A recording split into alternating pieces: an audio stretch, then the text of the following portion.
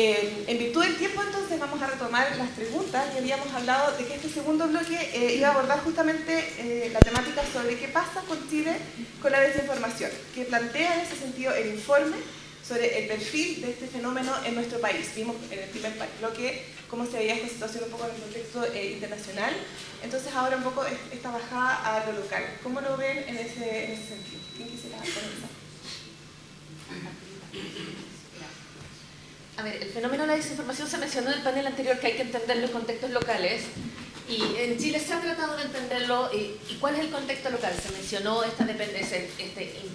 digamos, la alta penetración de redes sociales, intenso uso de redes sociales, además un país con una crisis de confianza generalizada en todo tipo de instituciones, incluida la prensa, pero también la policía, el sistema judicial, la iglesia, las universidades se están salvando. Entonces hay un contexto que es ahí. Ahora, de lo que vimos es, si bien se han hecho estudios sobre desinformación, la mayoría no son sobre sobre que puedan medir directamente la desinformación al alcance. Y tiene que ver con un tema tecnológico. Por ejemplo, probablemente la mayoría de nosotros sabe que recibe desinformación por WhatsApp. Pero ¿cómo accedemos a esos datos? Así, ¿cuáles son los mensajes reenviados muchas veces o ese tipo de cosas? Ahora Twitter, X, por ejemplo, ha cerrado mucho su API y es casi imposible acceder a datos a menos que pagues mucho dinero para ver ese tipo de cosas. Ahora, los estudios que sí se han hecho respecto de usuarios de alcance dan cuenta que en general el fenómeno de la desinformación tiene un sabor local, efectivamente, en Chile. Por ejemplo, a diferencia de otros países, no se ha dado tanto eso de sitios que aparentan ser un medio informativo y que te empaquetan la desinformación como si fuese una noticia con un titular, con fuente y todo eso. Lo que tenemos mucho más es desinformación en el sentido del rumor, del me llegó, me enteré, el supe, el que se difunde de... También se da un poco el de la información sacada de contexto, pero que además muchos de nosotros compartimos. Y eso también hay que empezar a entenderlo y por eso también se ha planteado tanto el tema de quizás la alfabetización digital o empezar a detectar, porque cómo nos volvemos más resilientes a la desinformación es precisamente siendo capaz de detectar al menos ciertas pistas para decir este contenido es sospechoso, quizás yo misma no lo debo compartir, o empezar a entenderlo de una dinámica más distinta. Lo otro que se sabe, por ejemplo, en los estudios que ha hecho, por ejemplo, Marcelo Mendoza y compañía, es que la desinformación en Chile... suele ser verbalmente hablando es más verbosa, es más grandilocuente, pero es más fácil de entender. Y ese es un tema importante. O sea, la desinformación, léxicamente hablando, es mucho más fácil de entender que la información compleja, precisa, pero correcta. Entonces, eso también supone un desafío, sobre todo, por ejemplo, en un país que se sabe que tiene un analfabetismo funcional bastante alto. Entonces, también eso supone entender en un contexto específico que la desinformación no es cualquier cosa, es compleja, pero también, se ha dicho, es multidimensional, pero ya sabemos, por ejemplo, que tiene estos como elementos que son más propios de Chile o que se dan particularmente en Chile y no necesariamente como se da en otros países, por ejemplo, del norte global.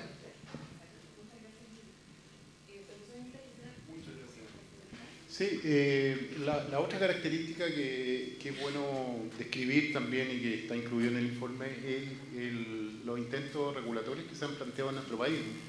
En Chile siempre tenemos una cultura muy legalista que todo lo queremos regular. Siempre hay un problema, ¿sí? Cualquier incidente, un problema político, lo que sea, y hay que legislar y el Congreso de la República, tanto el Senado como la Cámara de Diputados son bastante activos en presentar proyectos de ley y el informe recoge a lo menos 12 proyectos de ley que están actualmente en tramitación. Yo creo que, no sé, ayer busqué, por ejemplo, inteligencia artificial, que es un tema incluso más nuevo que el tema de la desinformación, y ya hay 4 proyectos de ley en el Congreso Nacional.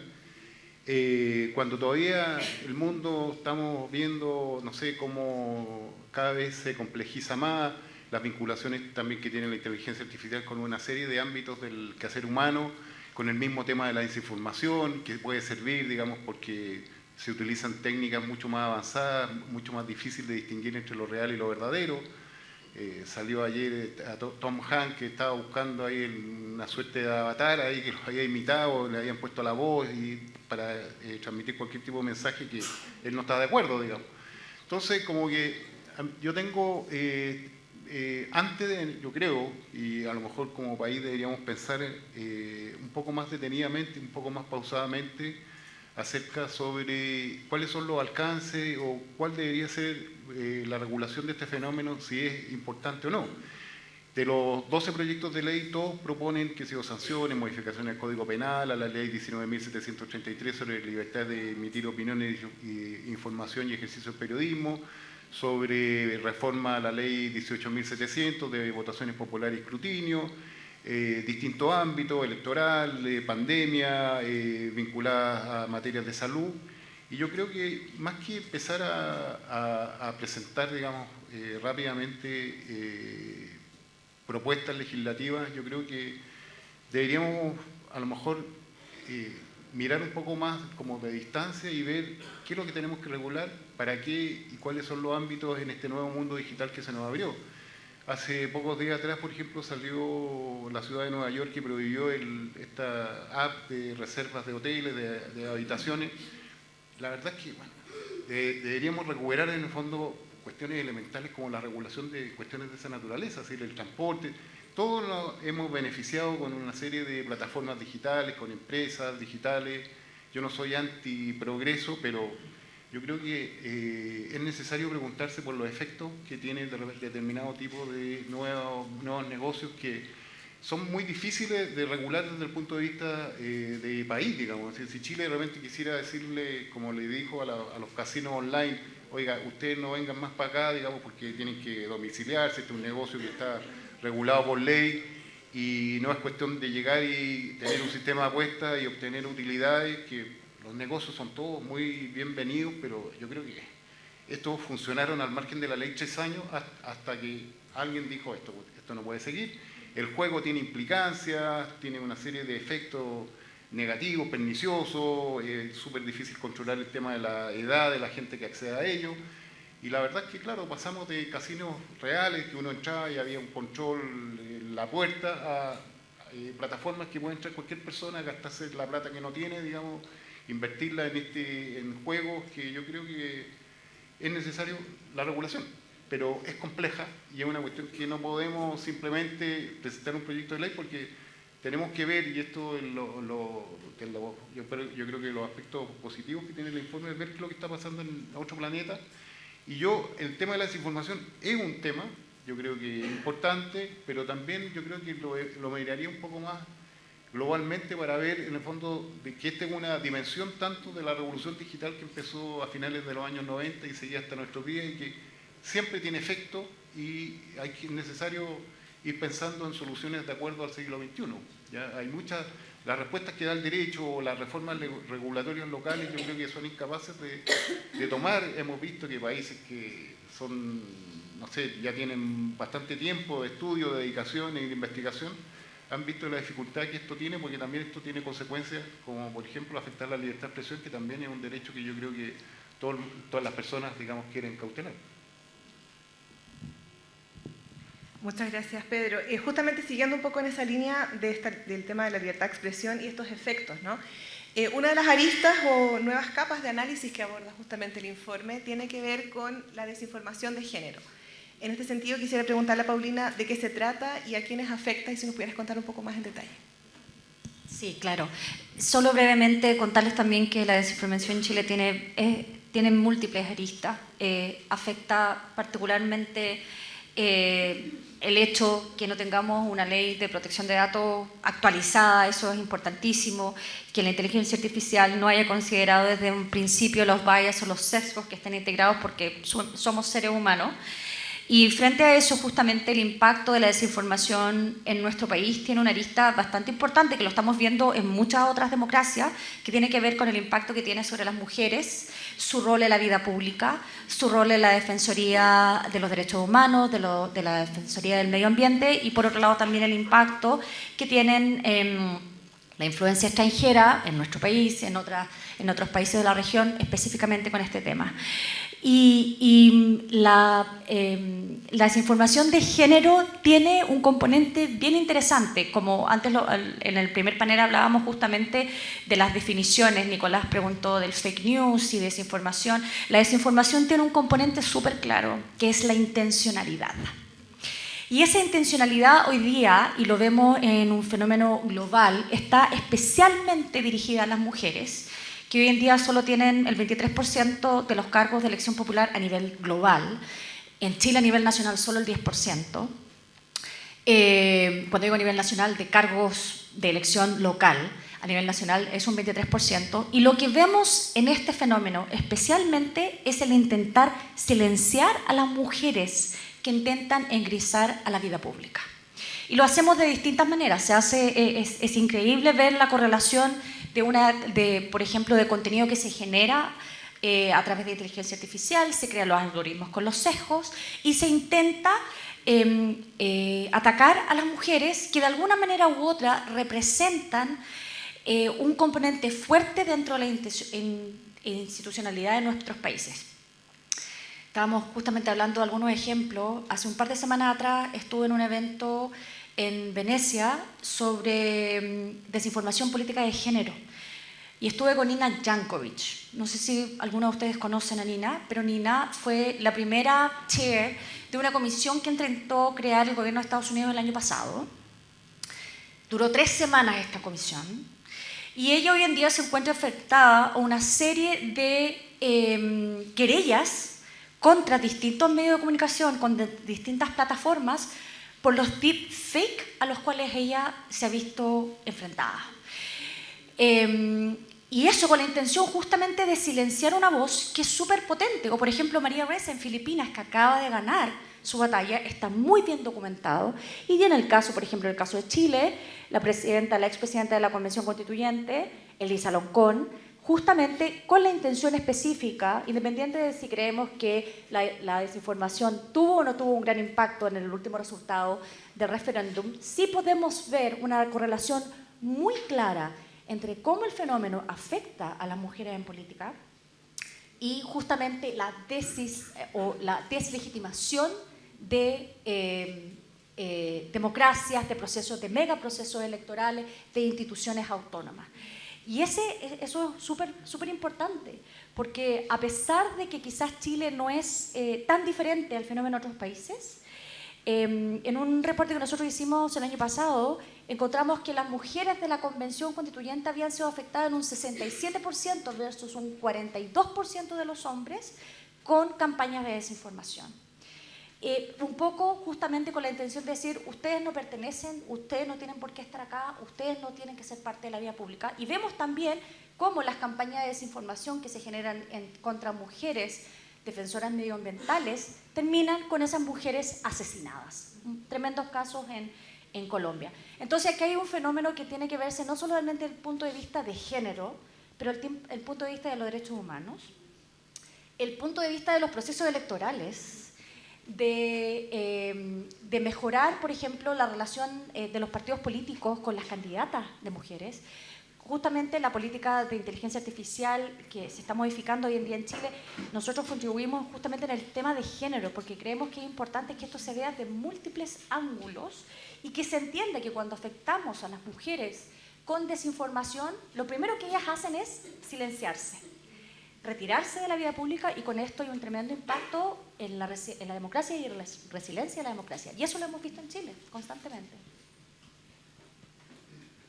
Muchas gracias, Paulina. Justamente en esas brechas que se van generando con esto, mi siguiente pregunta quizás de alguna forma está como ligada a lo que va a ser el segundo informe, que va a ser más bien en cuanto a las recomendaciones, pero sí hay una temática que se relaciona con lo que recién mencionabas tú y que había mencionado tú antes también, Ingrid, en términos de la alfabetización digital. En ese sentido, la alfabetización mediática, digital, informacional, ¿cómo estamos en Chile? ¿Cuál es el estado de situación? Y un poco cuáles serían los desafíos en esa línea para lo que va a venir, un poco contándonos un poquito hacia dónde va a ir quizás el segundo informe. Es difícil de mencionarlo porque además es cada vez como lo que se requiere en una lógica de alfabetización es como más exigente. O sea, había encuestas hace unos años que era como, ya, usted sabe hacer un PDF, y ahora es como, sabe hacer un video con, no sé, realidad aumentada, y es como, ya, son habilidades distintas. cada vez se ha vuelto más complejo. Pero partamos primero por una base. Está el tema de lo que mencioné, el alfabetismo funcional es bajo. O sea, partimos con una brecha que es complicada. Comprensión lectora, ese tipo de temas. Hay un tema que es adicional y yo creo que hemos descansado mucho en esta idea de que hay una generación que es de nativos digitales y como que se peinaran con esto para adelante y para atrás, y yo siempre hago este símil, y no sé, mis estudiantes son hablantes nativos de español y le tengo que enseñar ortografía y gramática igual.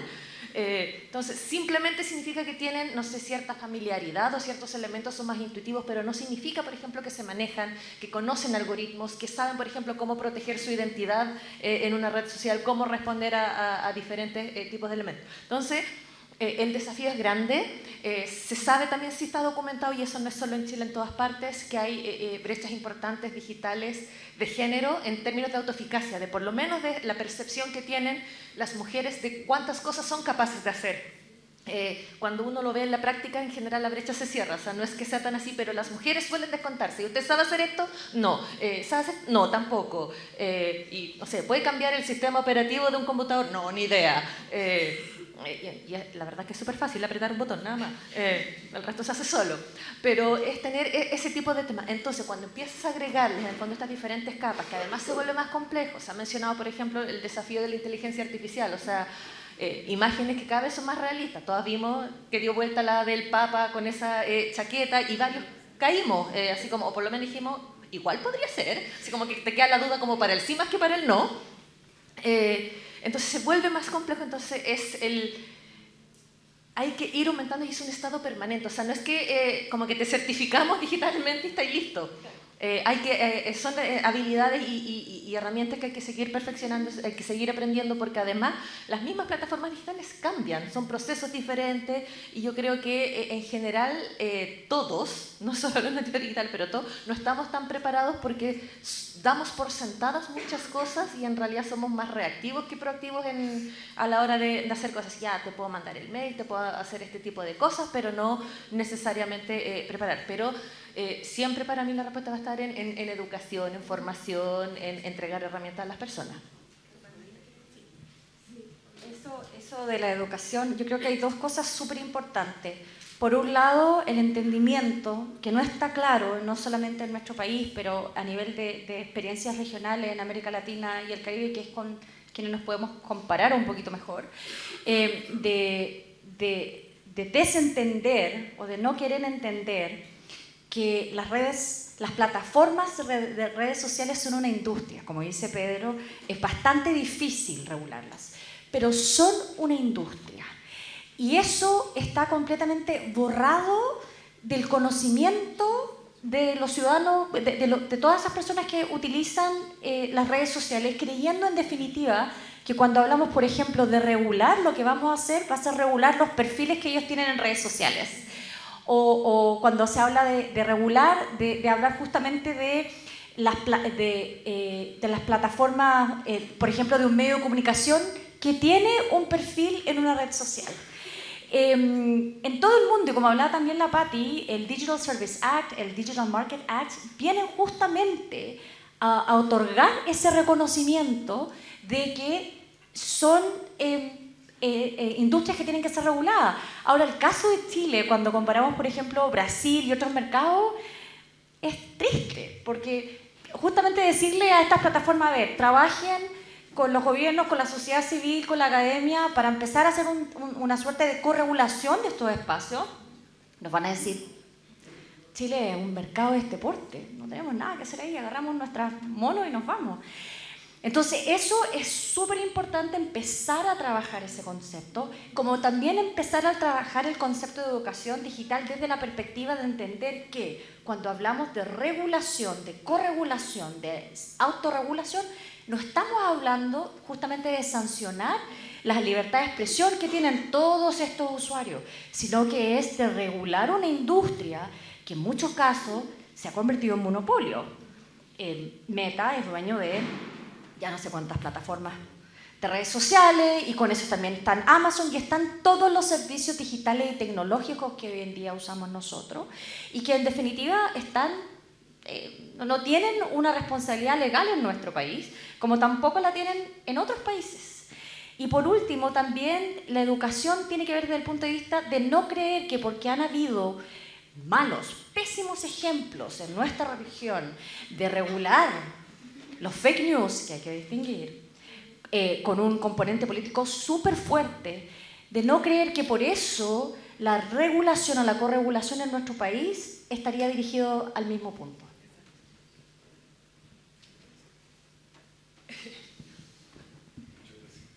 Sin preguntas, sí. Bueno,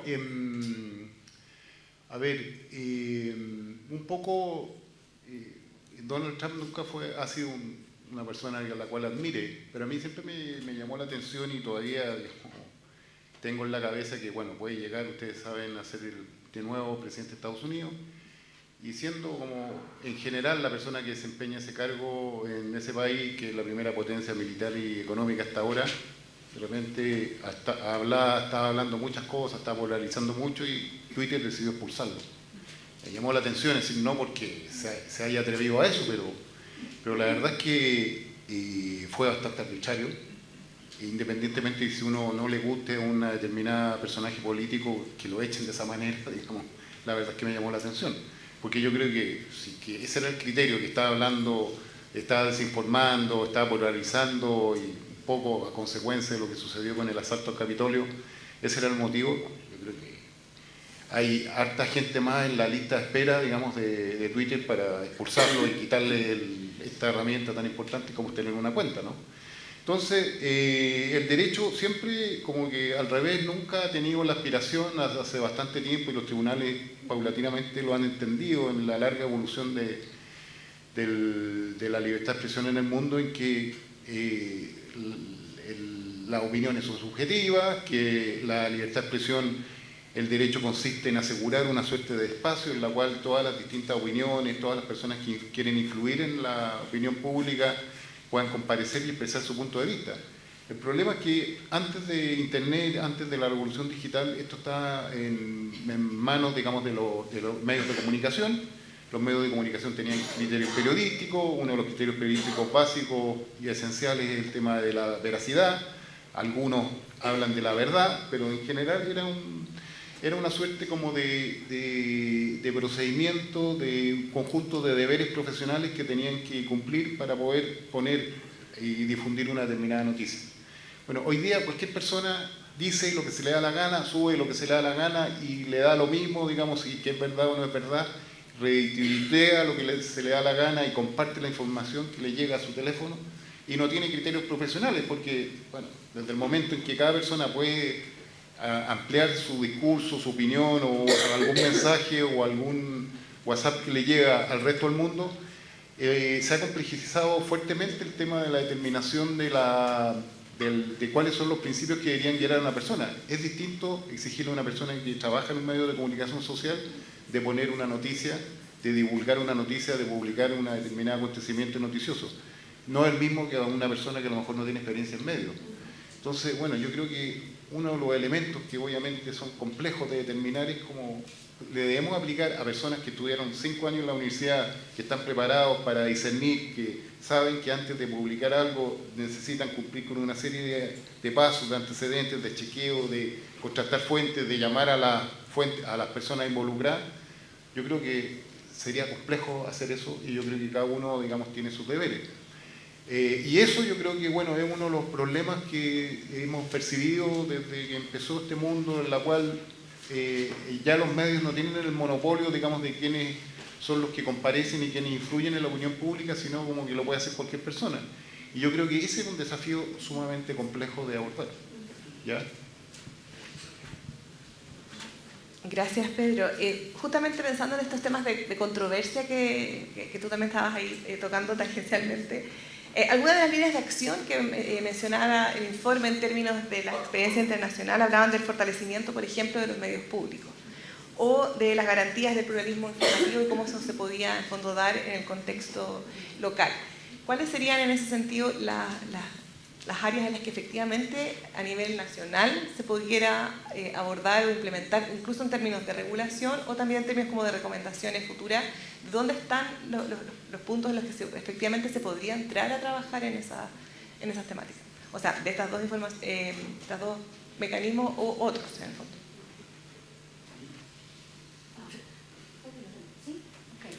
Yo creo que, y tocando un poco lo que decía Pedro, lo de los medios de comunicación, brevemente, los medios de comunicación son tan víctimas como, por ejemplo, las mujeres lo somos. Y yo creo que en ese sentido hay que hacer una gran diferencia al respecto. Cuando nosotros hablamos, por ejemplo, en el sentido de regular y de corregular, justamente no nos estamos enfocando en los medios de comunicación, nos estamos enfocando en las plataformas de redes sociales. Y eso es súper importante.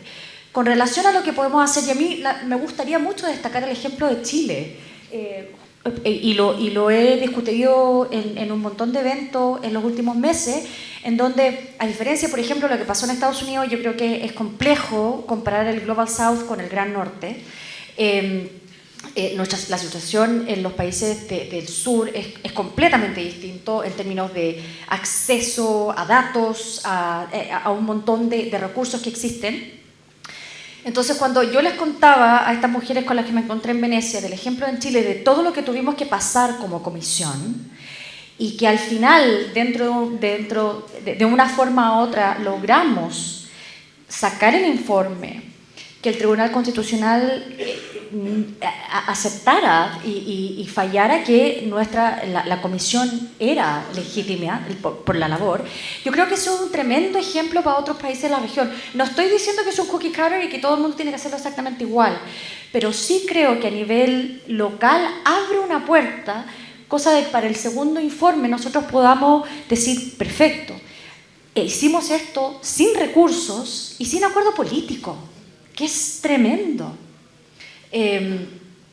Y ahora, dentro de las recomendaciones, es cómo podemos llegar a acuerdos políticos para aumentar recursos, por ejemplo, a nivel de investigación, para que los medios también puedan trabajar en este tema, que los impacta muchísimo. Nosotros recibimos al Consejo Nacional de Televisión que habló justamente de pérdidas tremendas económicas, específicamente porque hay bots, porque hay inteligencia artificial, que replica, duplica y hace creer a los ciudadanos que están leyendo un medio de comunicación. Y eso es un atentado a la libertad de expresión y es un atentado a la libertad de prensa. Entonces yo creo que en ese sentido, cuando hablemos de regulación, es importante ver lo que hemos avanzado en el contexto en el que estábamos y considerando que, por ejemplo, a la Unión Europea le costó, ¿cuánto? 2, 3 años ponerse de acuerdo con el Digital Services Act. Y esto es algo que estamos logrando pasito a pasito, muy pequeño, en muy poco tiempo. Yo creo que eso puede servir como de un ejemplo positivo o de un primer paso para ver cómo puede seguir avanzando en regulación. Quizás incluso pensar algo a nivel regional, porque también no están haciendo este trabajo o impulsar una iniciativa así desde lo local. ¿Quisieran complementar en esta temática? Yo creería solo como un detalle chico. Precisamente hablamos de que la desinformación hay que entenderla en contextos locales, pero incluso la respuesta en contextos locales.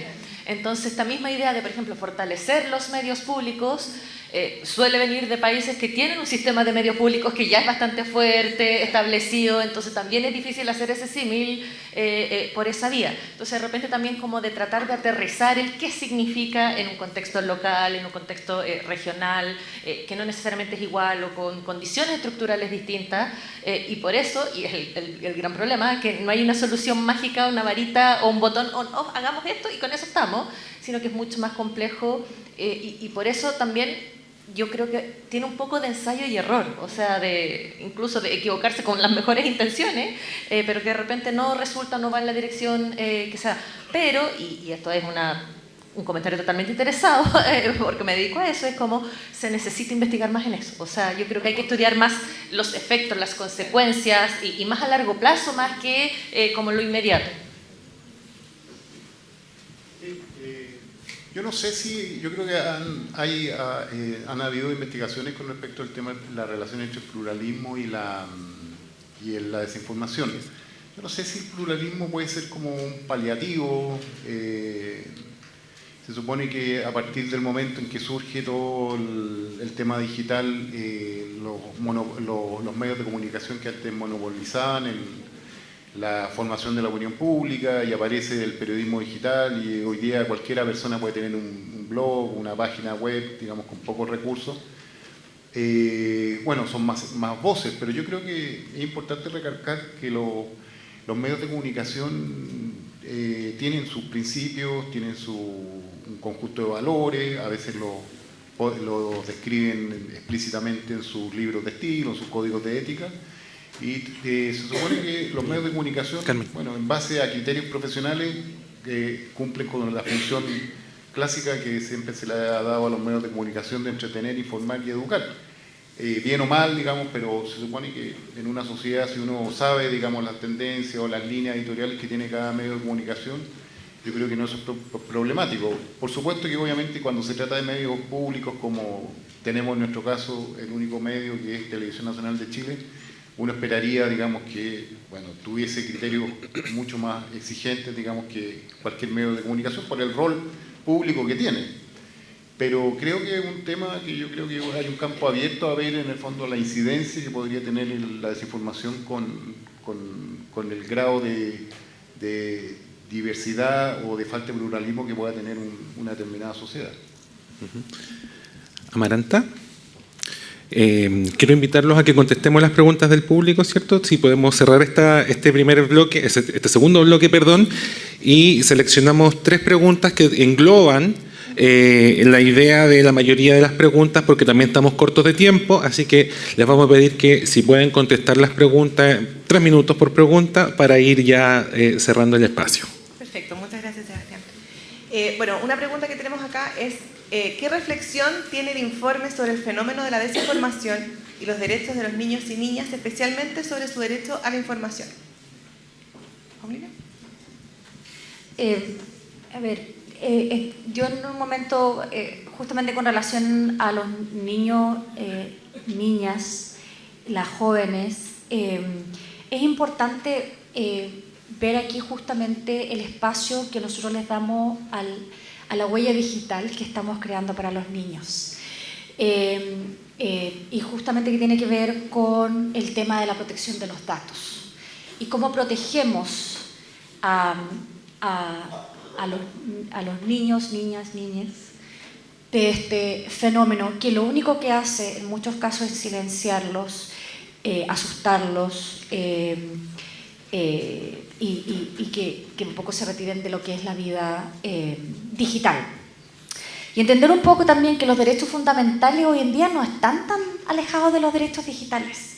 Entonces, por ejemplo, cuando en la pregunta anterior hablamos de por qué el rol del Estado, porque el Estado tiene un deber fundamental de proteger la vida de las mujeres, de las niñas, de los grupos vulnerables, de tener una vida libre de violencia. Y yo creo que por ahí también parte el tema de la desinformación. Yo tengo una hija de 6 años que no publico en redes sociales porque no tengo el derecho de definir su huella digital, cuál va a ser su huella digital. Y eso es súper importante, pero quizás como padres justamente no lo entendemos y empezamos a diseminar fotos porque, bueno, mi familia vive acá, mi hermano vive allá, no sé qué, no sé cuánto, sin entender que el contenido que nosotros estamos publicando en las redes sociales y que es nuestro, está siendo utilizado con un propósito económico. Y se nos olvida eso, o no lo sabemos, o lo desconocemos y lo único que creemos que estamos haciendo es mostrarle a nuestra familia y a nuestros amigos los grandes logros de nuestros hijos. Entonces, en ese sentido, creo que es parte justamente del tema de género. Nosotros estamos haciendo una encuesta con tremendas a nivel regional y en donde unos resultados previos indican que el 65% de las niñas activistas, al momento de decidir si quieren entrar a una vida pública, se abstendrían por miedo a las campañas de la desinformación. Y ese número es tremendo. Es tremendo porque lo único que estamos haciendo es dejar que los niños, las niñas, las jóvenes entren a un mercado que no está siendo regulado y que utiliza el contenido que ellos crean de una manera bastante inocente con un propósito económico y que va a ser utilizado en muchos casos para crear pornografía infantil.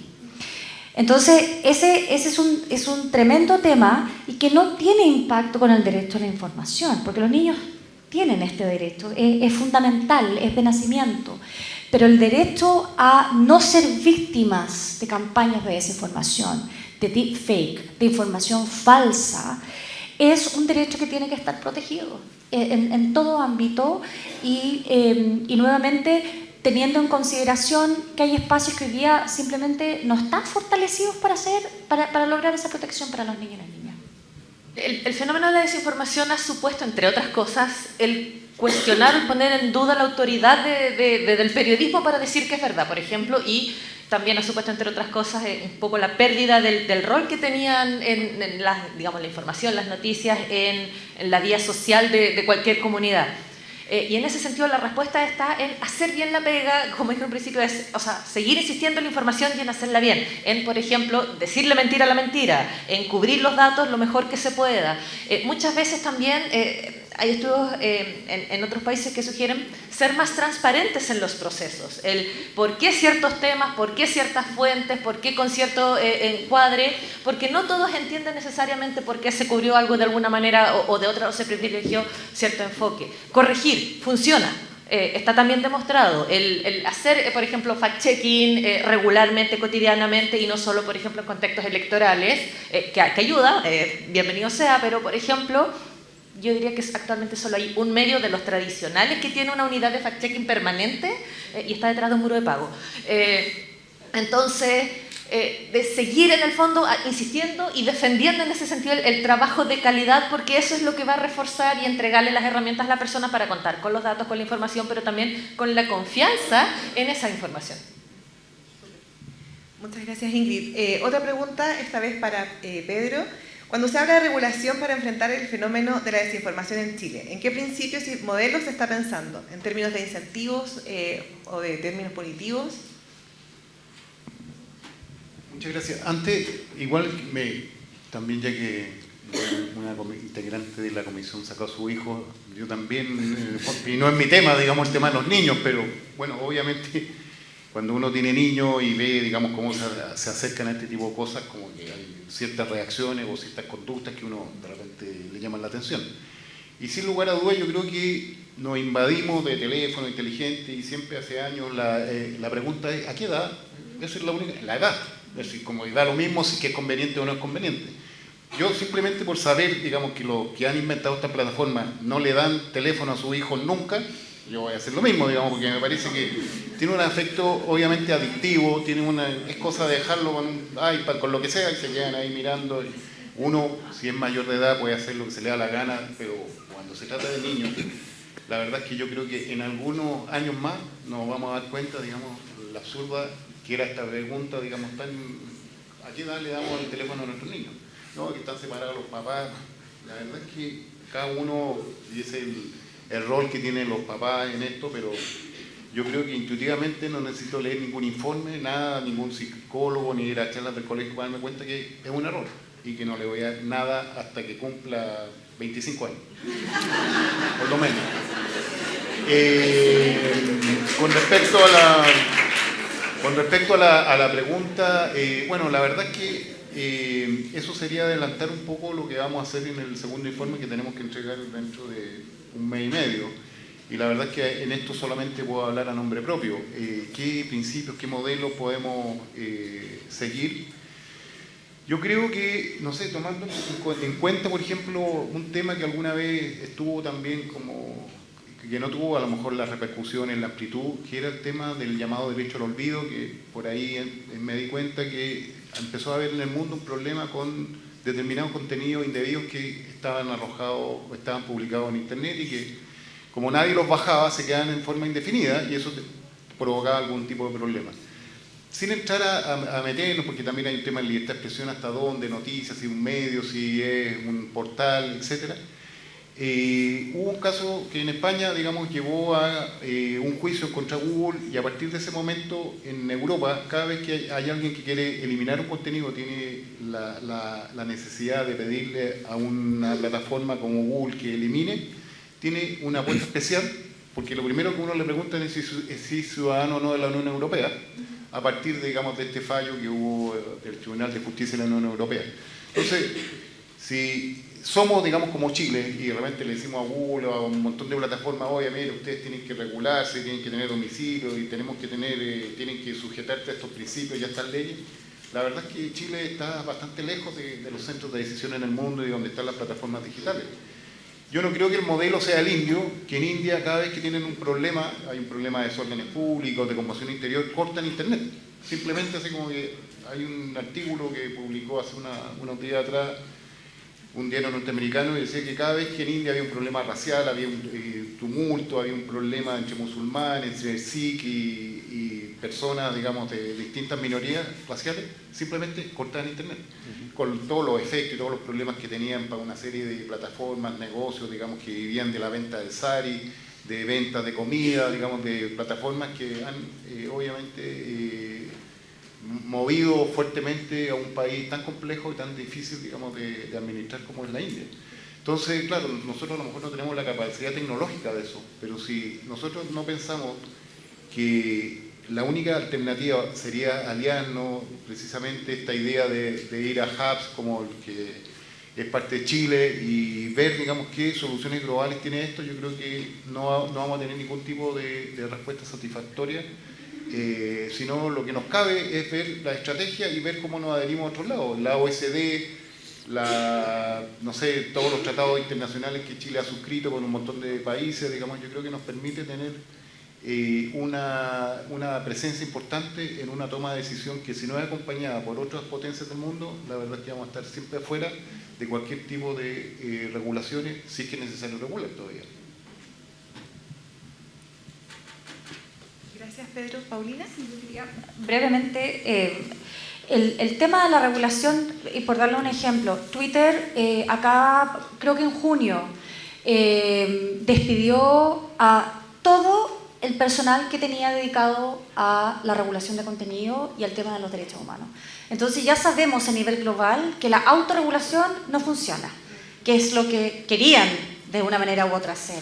Entonces, luego tenemos efectos de regulación, particularmente contra las fake news, no contra desinformación, en América Latina, particularmente en Centroamérica, en donde se ha utilizado justamente para el gobierno combatir justamente a la oposición. Entonces, y por otro lado, el fenómeno, como lo hemos dicho casi todos los comisionados, es un fenómeno multidimensional.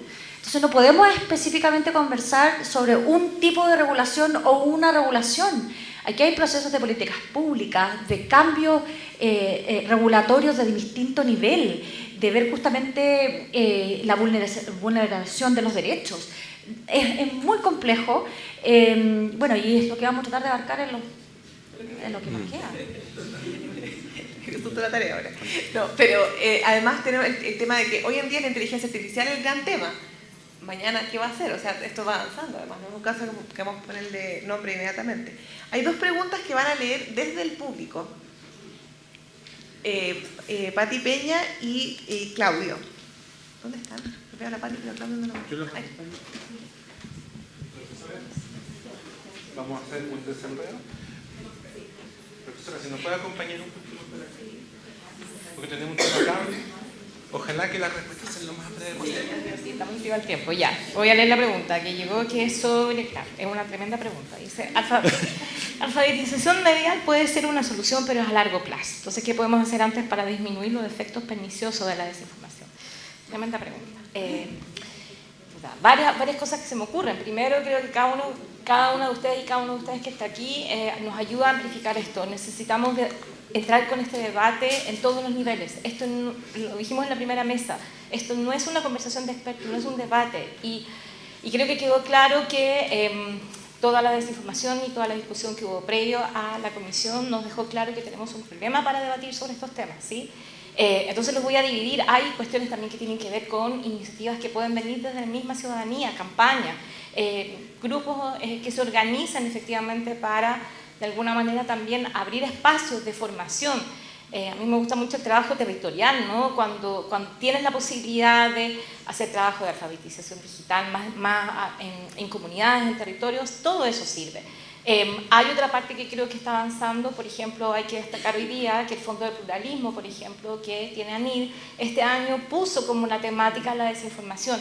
Eso nos va a ayudar muchísimo a que efectivamente podamos tener más investigación local y eso también genera un incentivo en las escuelas de periodismo, en las facultades de comunicación, pero ojo, no solamente en las facultades de comunicación, necesitamos ir a otras facultades. Esto también es un ámbito que le compete, por ejemplo, a las ciencias de la salud, a todo lo que tiene que ver con la administración pública, trabajador social. Es decir, abrámonos un poco a que esto lo tenemos que tomar como un tema país, como un tema que nos importa a todas y a todos. Y eso es lo que podría decir ahora como de trabajo a largo plazo. Sí creo que la alfabetización medial también la tenemos que sacar de la idea que solo es un contexto escolar. Esto también tiene que ver con toda la ciudadanía, esto también tiene que ver con personas mayores, con lo que pasa en regiones, con lo que pasa en lo local. Entonces creo que ahí hay oportunidades para generar y crear cosas en alianza y en colaboración. Muchas gracias.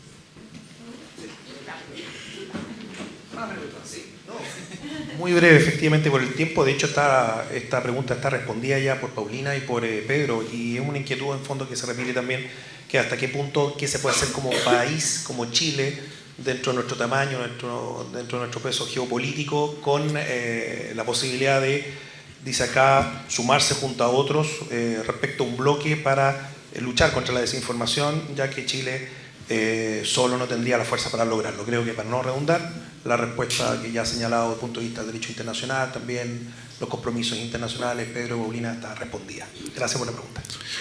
Muchas gracias, Claudio. Y también agradecemos al panel, a Amaranta, ¿cierto?, y a quienes nos acompañaron en este segundo bloque. Les pedimos un fuerte aplauso, por supuesto, y les vamos a entregar la revista Humanidades Mapocho de parte de la directora de la Biblioteca Nacional. Ya le entregaron...